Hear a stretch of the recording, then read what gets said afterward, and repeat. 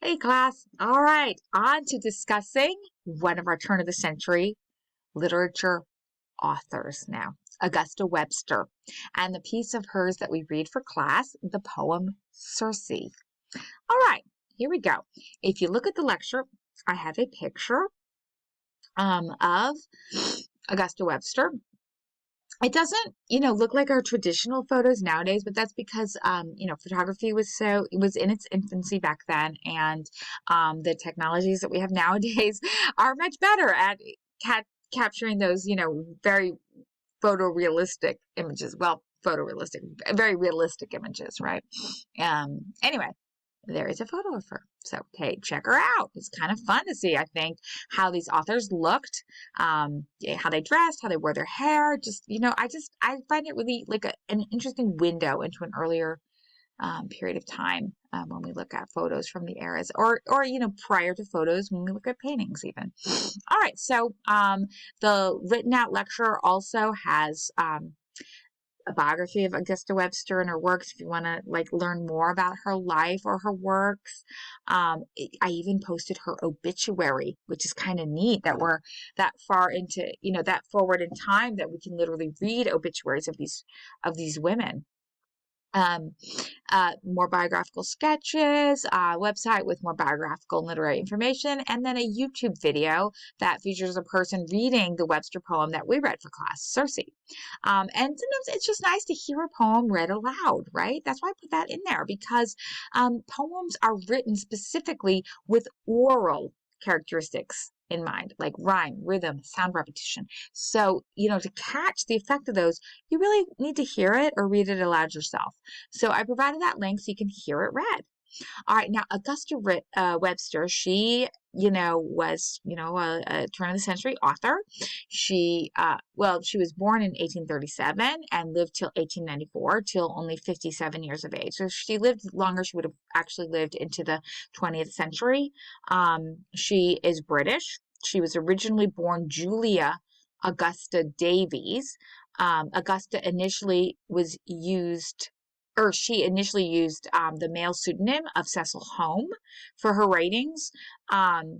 She was born in England, as I mentioned earlier. Her father was an admiral, so her youth was in large part spent on a ship, actually. So very different upbringing from the other women that we have studied from all the other time periods.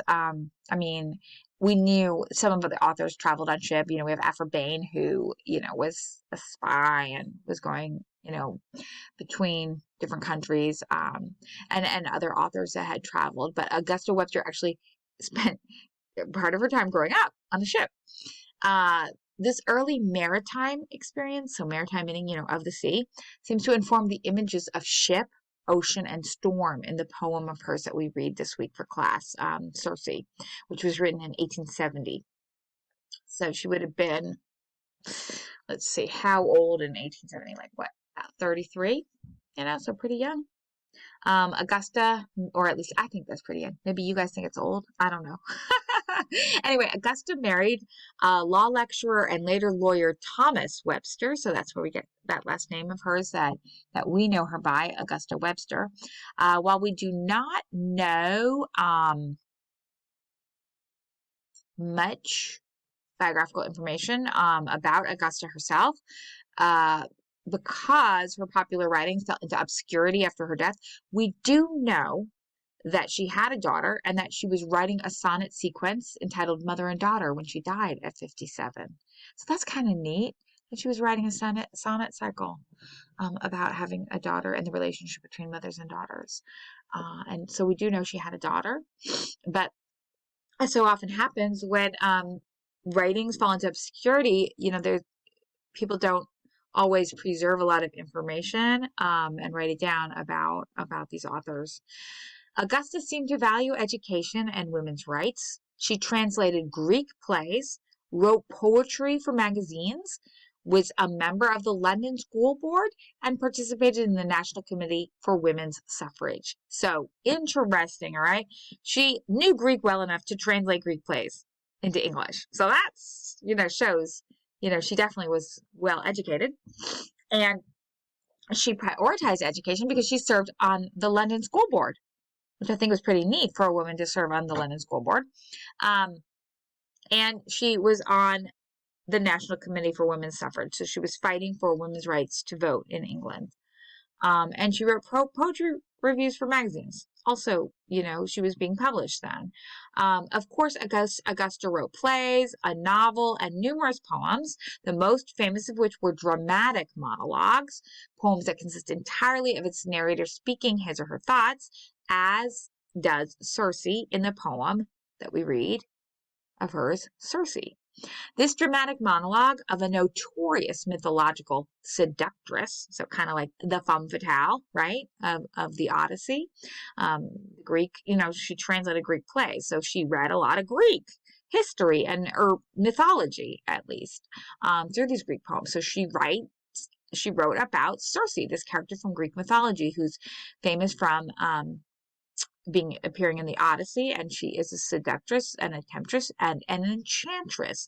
So we've got those notions of the femme fatale, like the women enchanting men. They cannot resist. They are seduced, that kind of imagery. But she takes it from a different point of view. She takes it from Circe's point of view instead of the male point of view. A lot of times these femme fatales are in literature, but they are there not as dimensionalized characters, as one-dimensional villains who seduce the man. Now here we get to hear the interior thoughts, actually, of Circe, who has been passed throughout history as the femme fatale, or the woman seducing through her enchantments the men into destruction or at least captivity. So anyway, this dramatic monologue enables a commentary on women and their representations, desires, and seduction in a way that perhaps does not scandalize, but seems natural in light of the poem's classical myth persona.